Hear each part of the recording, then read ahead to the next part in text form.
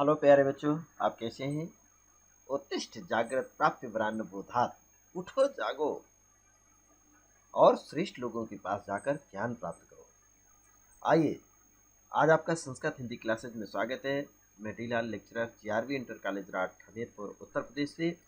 आज हम आपको कक्षा 12 के हिंदी खंड का काव्य भाग है और इस काव्य भाग में आपको अभी तक 7 पाठ तक आप अध्ययन कर चुके हैं, अर्थात सुमित्रा नंदन पंत जी का जो नौका विहार है और उस पर आपने अध्ययन किया है। बापू के प्रति आपको उस पर आपने अध्ययन किया है। अब आपको लेकर चलते हैं आधुनिक युग की सबसे श्रेष्ठ कवित्री महादेवी वर्मा जी हैं। इन महादेवी वर्मा जी की ने इनका जीवन परिचय कैसा रहा, इनका जीवन, और किस प्रकार से इन्होंने हिंदी साहित्य के क्षेत्र में अपना कदम रखा और अपनी श्रेष्ठ मतलब विशिष्टता को प्रदर्शन किया है। आइएगा, ये इसमें देखिएगा कि इसके भी कई भाग बनाए गए हैं। पहला भाग आप यहाँ पर अध्ययन करेंगे हम लोग। तो ये महादेवी वर्मा जी ने आपके लिए गीत लिखा है। शीर्षक क्या है पाठ का नाम? पाठ का शीर्षक है गीत। इस गीत का आप लोग अध्ययन करने से पहले सबसे पहले हम लेखक का जीवन परिचय और उनकी रचनाएं, उनका साहित्यिक परिचय और उनकी भाषागत शैलीगत विशेषताओं का अध्ययन करेंगे। तो ये साइंस साइड और आर्ट साइड दोनों ही विद्यार्थियों के लिए अनिवार्य है। ये कक्षा 12 में जो साइंस के विद्यार्थी हैं, वो चाहे एग्रीकल्चर का हो, मैथ का हो या बायोलॉजी लेकर के अध्ययन कर रहे हों, तो सभी बच्चे इसको पढ़ेंगे। और आर्ट साइड के जो स्टूडेंट हैं वो भी इस पाठ का अध्ययन करेंगे। साथ ही आइए महादेवी वर्मा का अब हम लोग क्या पढ़ेंगे? महादेवी वर्मा जी का जीवन परिचय और इनकी रचनाएं, इनकी साहित्यिक विशेषताओं का हम लोग अध्ययन करेंगे। तो बहुत ही अच्छा ढंग से आपने वर्णन किया है और महादेवी वर्मा जी के बारे में आइए मिलते हैं। देखिएगा, ये स्मरणीय कुछ तथ्य हैं। स्मरणीय तथ्य का तात्पर्य होता है कि कुछ प्रमुख पॉइंट आपको याद रखना है। ये यहाँ पर आप देखेंगे तो अभी महादेवी वर्मा जी का यहाँ पर चित्र लगा हुआ है, इसको भी आप ध्यान रखेंगे। महादेवी वर्मा जी का चित्र यहाँ पर प्रदर्शित किया गया है। तो आइए, इनका जन्म, महादेवी वर्मा जी का जन्म सन 1907 ईस्वी में हुआ था। इनकी मृत्यु सन 1987 ईस्वी में। देखिए, 1907 में लगभग 80 वर्ष तक आप इस भारत की भूमि को सुशोभित किया है। इनका जन्म स्थान फर्रुखाबाद, उत्तर प्रदेश के फर्रुखाबाद में इनका जन्म स्थान है। इनके पिता गोविंद प्रसाद वर्मा जी थे। इनके पिताजी कौन थे? गोविंद प्रसाद वर्मा जी। और इनके पति रूप नारायण, किंतु ये परित्यक्ता मतलब पति त्यक्ता होने के कारण, अर्थात पति ने इनको छोड़ दिया था, एक तरीके से त्याग कर दिया था। तो रूप नारायण जी इनके पति रहे और माता इनकी थी श्रीमती हेमरानी। इनकी माता का क्या नाम था? हेमरानी। और शिक्षा इन्होंने एमए इलाहाबाद यूनिवर्सिटी से आपने किया था। आपने एमए की परीक्षा उत्तीर्ण की। भाषा बहुत ही सरल, कोमल, परिष्कृत और गीत शैली को आपने अपनाया है। काव्यगत विशेषताएं भी संक्षेप में आपको बता दें कि छायावादी, रहस्यवादी रचनाएं और वेदना प्रधान आपकी रचनाएं रही हैं। इस प्रकार से संक्षेप में इनका परिचय आपको बताया गया है। और ये पॉइंट अगर आप याद करके अपनी जब बोर्ड परीक्षा में आप बैठते हैं तो अपनी उत्तर पुस्तिका में भी इसी प्रकार से आप वाक्य बना करके अगर आप लिखते हैं तो निश्चय ही आपको पूरे अंक मिलेंगे, एक भी अंक आपका नहीं कटेगा। तो आप इसको नोट करते चलें और अपनी नोटबुक में, रजिस्टर में इसको लिख लेंगे। चाहे वो साइंस और आर्ट्स दोनों ही विद्यार्थी इसको लिखेंगे और इसी तरह वाक्य बना लीजिएगा और इनको लिखिएगा।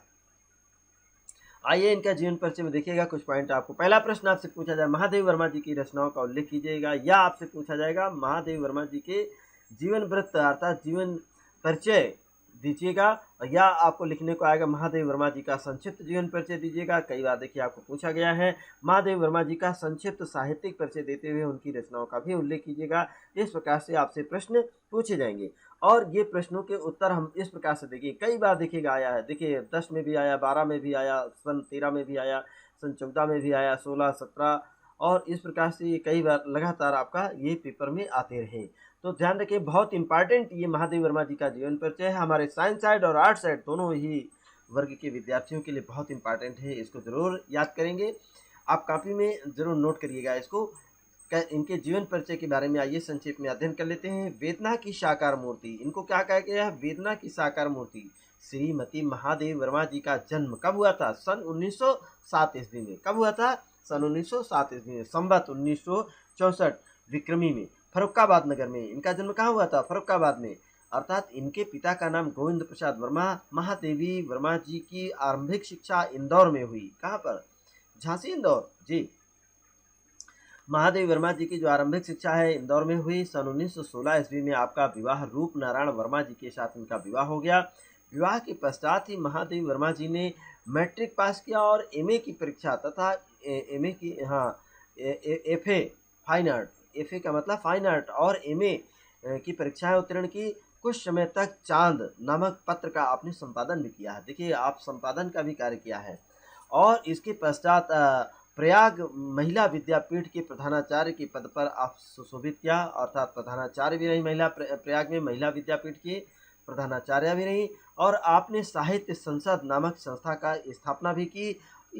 इसके साथ ही हिंदी लेखकों की सहायता का प्रशंसनीय कार्य भी किया है। आपने जो हिंदी के लेखक होते थे उस समय आप उनका बहुत ही सहयोग किया करती थी। महादेवी जी को नीरजा पर एक नीरजा नामक आपने पुस्तक लिखी। उस नीरजा नामक रचना पर आपको 5 रुपए का शेक्सपियर पुरस्कार दिया गया तथा यामा पुस्तक भी आपने लिखा है और यामा रचना पर आपको 1200 रुपये का मंगला प्रसाद पारितोषिक पुरस्कार प्राप्त हुआ। ये पारितोषिक मतलब पुरस्कार अर्थात इनाम प्राप्त हुआ। और महादेवी जी उत्तर प्रदेश की विधानसभा की विधान परिषद की सदस्या भी रही हैं। भारत सरकार द्वारा उन्हें पद्म भूषण से अलंकृत किया गया था। बताइए, इतना श्रेष्ठ।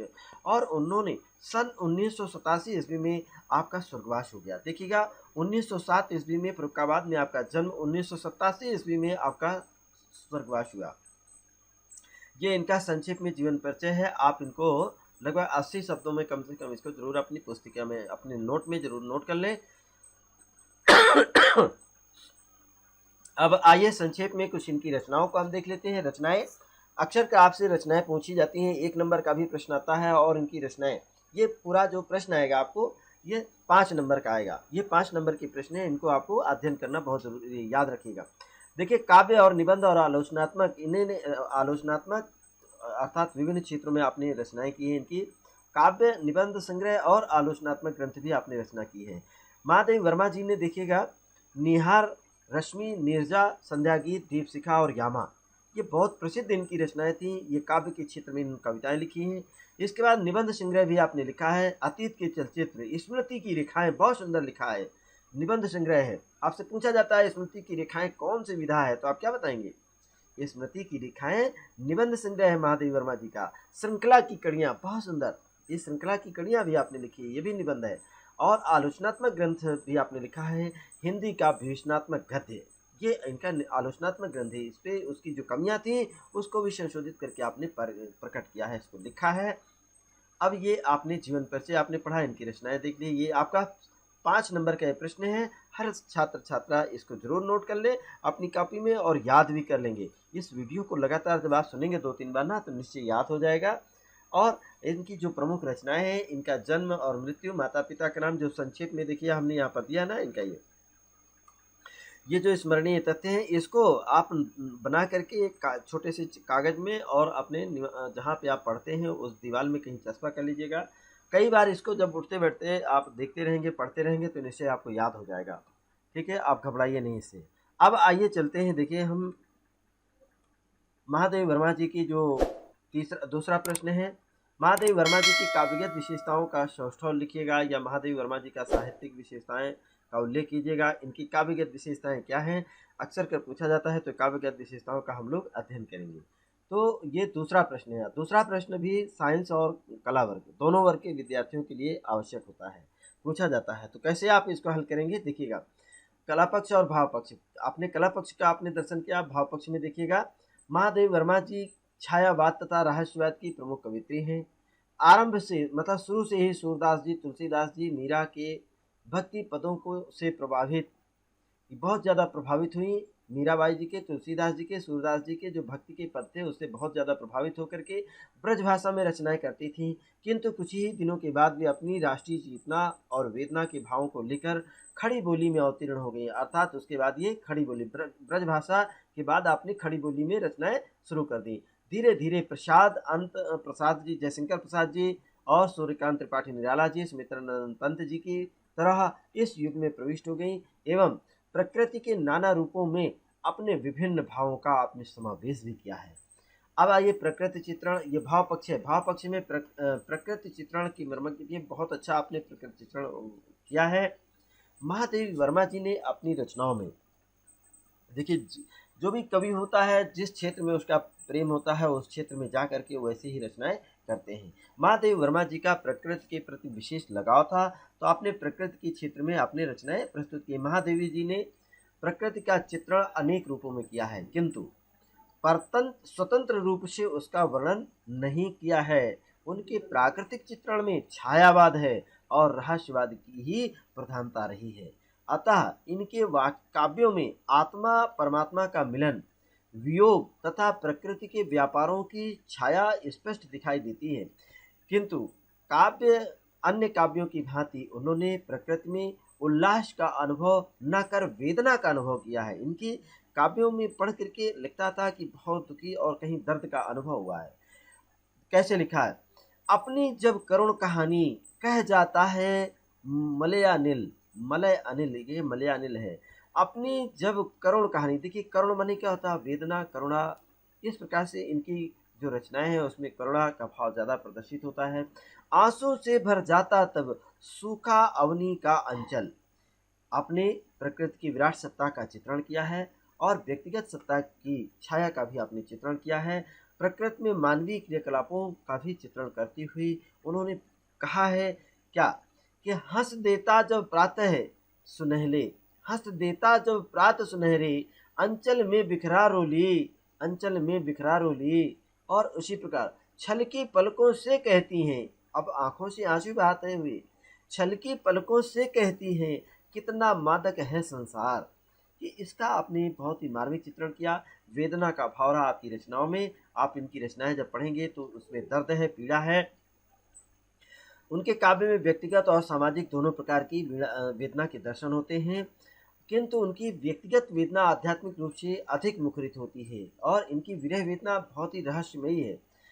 रहस्यमयी कितनी बीती पतझरे, कितने मधु के दिन आए, मेरी मधुमय पीड़ा को पर कोई ढूंढ न पाए, मेरी मधुमय पीड़ा को पर कोई ढूंढ न पाए। इससे देखिए स्पष्ट होता है कि यहाँ पर विरह वेदना कितनी रहस्यमयी हो गई है और उनमें जो उन्हें पीड़ा से प्रेम है और उनकी पीड़ा शाश्वत है, उसका कहीं अंत नहीं है। कैसे कहती हैं? पर शेष नहीं होगी यह, पर शेष नहीं होगी यह मेरे प्राणों की पीड़ा, तुमको पीड़ा मैं ढूंढा। बार बार कहती हैं कि हे पीड़ा मैंने तुमको ही ढूंढा है। तुमको पीड़ा में ढूंढा, तुम में ढूंढूंगी पीड़ा, तुम में ढूंढूंगी मैं पीड़ा। पीड़ा का शब्द यहाँ पर दर्द है। और किस प्रकार से आपने काव्य को सजाया है, अलंकृत किया है, इसमें अंतराक्ष अलंकारों की सुंदर छटा भी आपको देखने को मिलेगी। इस प्रकार महादेवी जी का जो वेदना भाव है बहुत अत्यंत संयत और अनुभूति प्रधान है। उसमें प्रेम की गरिमा के साथ जीवन के प्रति उदासीनता भी है। ये भी इनकी रचनाओं में स्पष्ट झलकता है। आप देखिए क्या इसके बाद रहस्यवादी है। महादेवी जी की रचनाओं से मुख्य रूप से रहस्यवादी कवित्री हैं। उन्होंने रहस्यवादी की प्रत्येक अवस्थाओं का बहुत सुंदर चित्रण प्रस्तुत करने में सफल रही हैं। जैसे कि दिया है कि कनक से दिन मोती सी रात, कनक से दिन मोती सी रात, सुनहली सांझ गुलाबी प्रात, मिटाता रंगता बारंबार, कौन जग का वो चित्राधार। लेखिका ने यहाँ पर रहस्यमय भावों को पिरोया है। इसी तरह महादेवी जी ने आत्मा और परमात्मा से मिलन, विरहमान और अभिसार, श्रृंगार आदि का भी चित्रण करने में पीछे नहीं रही हैं। उनकी असीम एकता और दूरी का भाव भी इस पद्य में अपरिलक्षित है, जैसा कि आप पढ़ेंगी। बीन भी हूँ मैं, क्या बताया? बीन भी हूँ मैं, तुम्हारी रागिनी भी हूँ। स्पष्ट कहती हैं कि मैं बीन भी हूँ और तुम्हारी रागिनी भी हूँ। दूर तुमसे हूँ, अखंड सुहागिनी भी हूँ। चूंकि महादेवी वर्मा जी पति त्यक्ता रही, अर्थात इनके पति और पत्नी के प्रेम बीच में प्रेम संबंध नहीं रहा, दोनों एक दूसरे से दूर दूर अलग थलग रही हैं। इसलिए इन्होंने अपनी पीड़ा को व्यक्त करते हुए कहा है कि तुमसे मैं दूर हूँ अखंड, लेकिन मैं अखंड सुहागिनी भी हूँ। मैंने आपको अभी नहीं अपना श्रृंगार बना करके ही रखा है। महादेव जी का जो रहस्यवाद मीरा, कबीर आदि की तरह साधनात्मक ना होकर के एक भावनात्मक रहा है। वस्तुतः वे अपनी रहस्यवादी भावनाओं और गीतों, मधुर गीतों का कारण आधुनिक साहित्य की मीरा कहलाती हैं। आप महादेवी वर्मा जी को आधुनिक साहित्य की मीरा कहा जाता है। अब देखिए कला पक्ष के अंतर्गत आपको क्या क्या अध्ययन करना है। रस, छंद, अलंकार, भाषा शैली का भी आप अध्ययन करेंगे। कला पक्ष के अंतर्गत महादेवी जी की काव्य में भाव पक्ष के साथ साथ कला पक्ष भी अत्यंत ही सबल और मजबूत रहा। इनकी जो प्रारंभिक रचनाएं थी वो ब्रज भाषा में थी और बाद में आपने शुद्ध साहित्यिक खड़ी बोली में आपने रचनाएं प्रस्तुत की हैं। इनमें देखिएगा, इसमें संस्कृत के शब्दों की अधिकता है किंतु उसमें क्लिष्टता नहीं आने पाई है और इनकी भाषा में नैन, बैन, बयार आदि तद्भव शब्द भी स्वाभाविक ढंग से प्रयोग किए गए हैं। प्रसाद और माधुर्य गुणों से परिपूर्ण होने के साथ साथ आपकी भाषा में अत्यंत कोमल और मधुर है। भाषा कैसी है? अत्यंत ही कोमल भी है और मधुर भी है। इनका जो शब्द चयन है अत्यंत ही सुंदर और भाव के अनुकूल है, काव्योचित है। उन्होंने अपनी कुछ रचनाओं में सांकेतिक भाषा का भी प्रयोग किया है। कहीं कहीं आपकी भाषा बहुत ध्रुव हो गई है, कठिन हो गई है। मात्रा की पूर्ति और तुक आदि के कारण कहीं इनकी रचनाओं में कहीं कहीं शब्दों का अंग भंग और रूप परिवर्तन आदि की त्रुटियां भी देखने को मिलती हैं। आप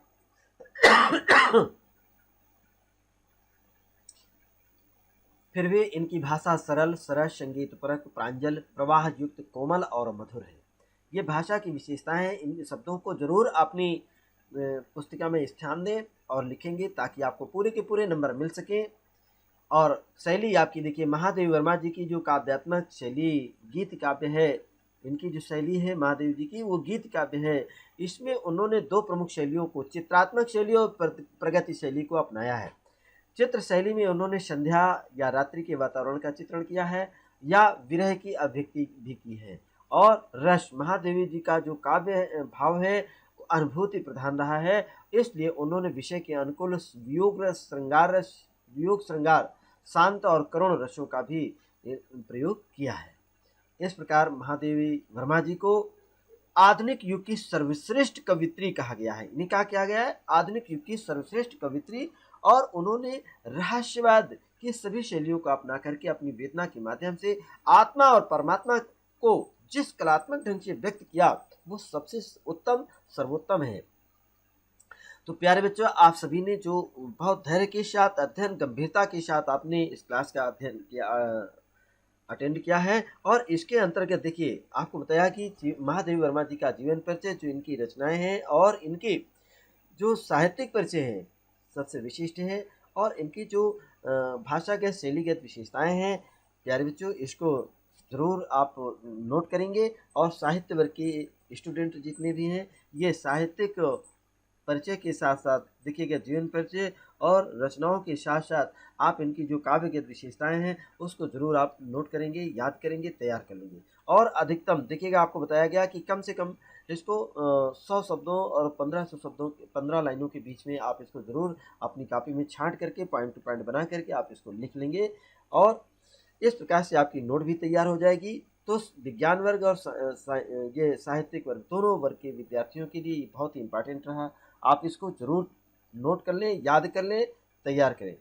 इसी के साथ ये आज की क्लास आपकी समाप्त होती है। और इसके जो गीत हैं उसका अध्ययन करके आप घर से आएंगे ताकि आपको आगे हम उसकी सहित हिंदी में व्याख्या भी करेंगे, उसका काव्य सौंदर्य भी बताएंगे। और तब तक आप अपना ख्याल रखें, खुश रहें, प्रसन्न रहें और अपनी तैयारी भी करते रहें। हमारी शुभकामनाएं हैं। बहुत बहुत आपको धन्यवाद। नमस्कार, फिर मिलेंगे।